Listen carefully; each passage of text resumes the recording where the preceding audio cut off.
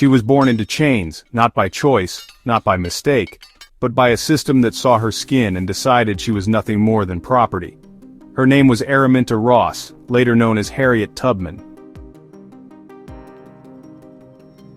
She was born in March 1822 in Dorchester County, Maryland, USA. She was the fifth of 9 children born to Harriet Ritt Green and Ben Ross. Her mother Ritt was born in Maryland too, likely in Caroline County, and worked as a cook. Her father, Ben, born around 1785 in Maryland, worked in the timber fields. They were both enslaved, and so were their children.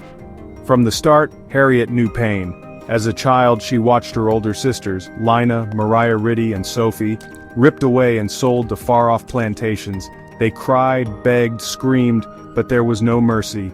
Harriet never saw them again. She herself was hired out when she was just 5. One white mistress ordered her to care for a baby day and night. If the baby cried, little Harriet was whipped. She barely slept. She barely ate. This was not childhood. It was survival. By the age of 12, a moment came that changed her life forever.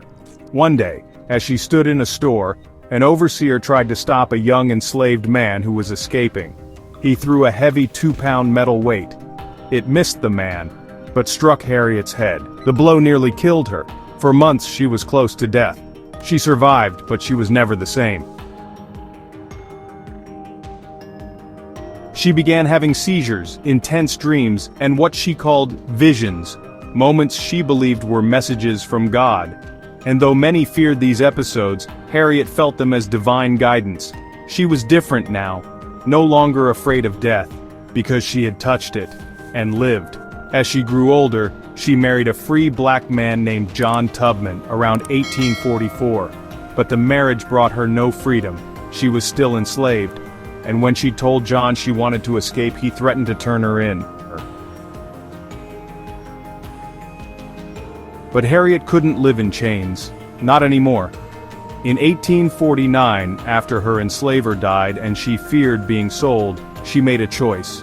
She ran. She escaped alone. With no map, no food, no promise of safety. Just faith, and the North Star. She traveled by night, hiding in swamps, woods, barns, helped by kind strangers who risked their lives to shelter her. After long, dangerous days, she crossed into Pennsylvania. She was free, but Harriet didn't rest. Freedom meant nothing if her people remained in bondage. So she went back, again, and again, and again. Over the next 10 years, she returned to the South nearly 13 times, risking everything to lead around 70 people to freedom, including her own brothers, parents, and nieces and nephews.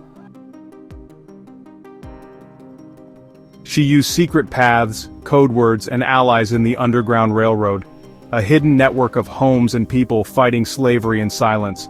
Slave catchers hunted her. Posters offered large rewards, but she was never caught. They called her Moses, because like the prophet, she led her people out of slavery and never lost a single passenger. But her fight didn't end there. During the American Civil War, Harriet became a spy, a scout, a nurse, and even led troops in battle. She was the first woman to command an armed expedition in United States history, freeing over 700 slaves in one night during the Combahee River Raid. After the war, she married Nelson Davis, a Union veteran, and together they adopted a daughter named Gertie. They lived in Auburn, New York, where Harriet continued to fight, not with weapons, but with love. She opened a home for the elderly and sick, gave shelter to those abandoned by society, and spoke fiercely for women's rights. Yet despite all she gave, she lived her final years in poverty. She died on March 10, 1913, at about 91 years old, surrounded by those she had inspired.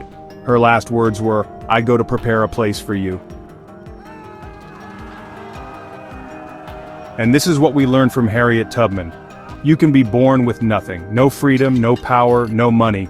But with faith, with courage, with love for your people, you can change history. She had every reason to give up, but she rose. She had every reason to stay safe, but she went back. She had every reason to stay quiet, but she spoke. To the one listening right now, if you feel tired, if you feel small, if you feel like the world has forgotten you, remember Harriet. She began her life in chains. She ended it as a hero, not just for black people, not just for America, but for all of humanity, because one woman with fire in her heart can light the way for thousands.